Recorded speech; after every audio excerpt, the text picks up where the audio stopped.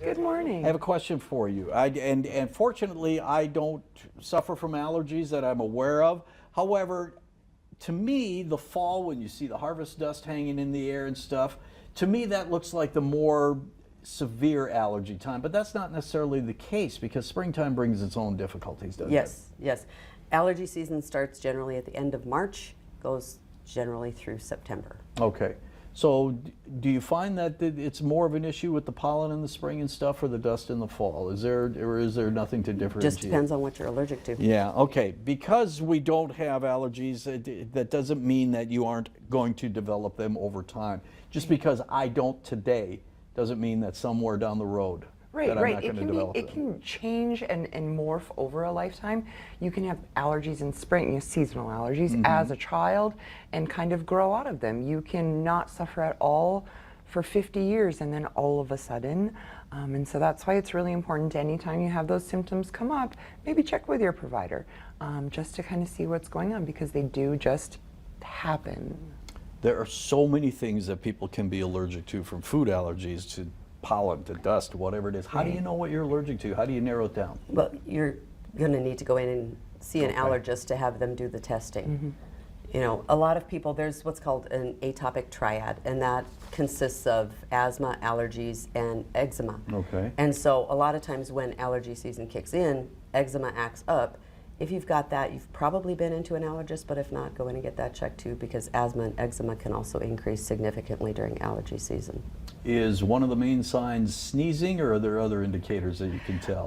Some of the things we look at are the itchy, watery eyes, Okay.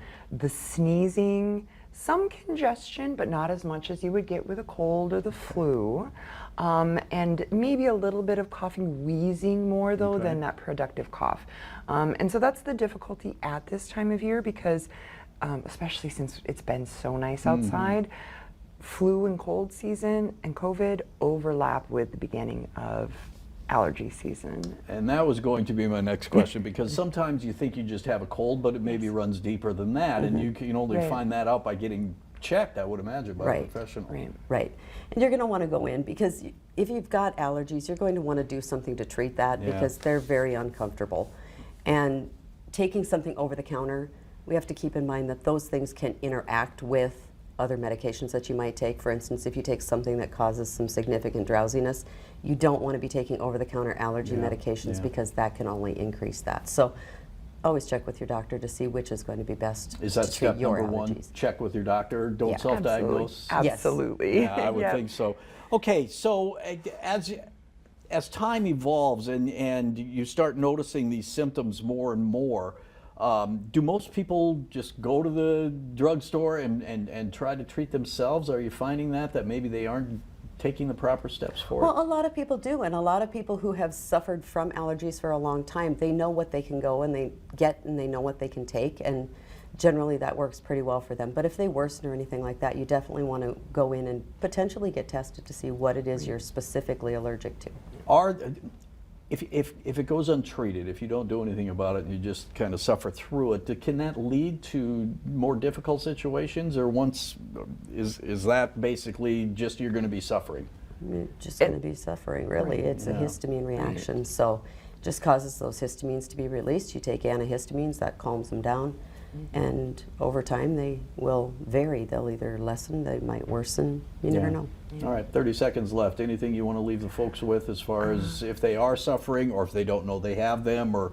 Right. If you are suffering, there are things you can do that aren't just medication. A really good thing would be to just do a Google search for pollen count today near me. Okay. And it will tell you, is tree pollen high, mold, dust, dander, those kind of things, so you know whether or not you should maybe stay inside and not go to the lake. Okay. Keep your windows Keep your closed. windows closed. Yeah. Changing your HVAC filters is a There you huge thing. I So would those are imagine. important steps to take. All right, Inspired Life Wellness Clinic is where these ladies are from. That's the contact information, the website, and the phone number. We appreciate you coming in. Thank you. Thank you Thank for you. having us. All right, we're taking a break.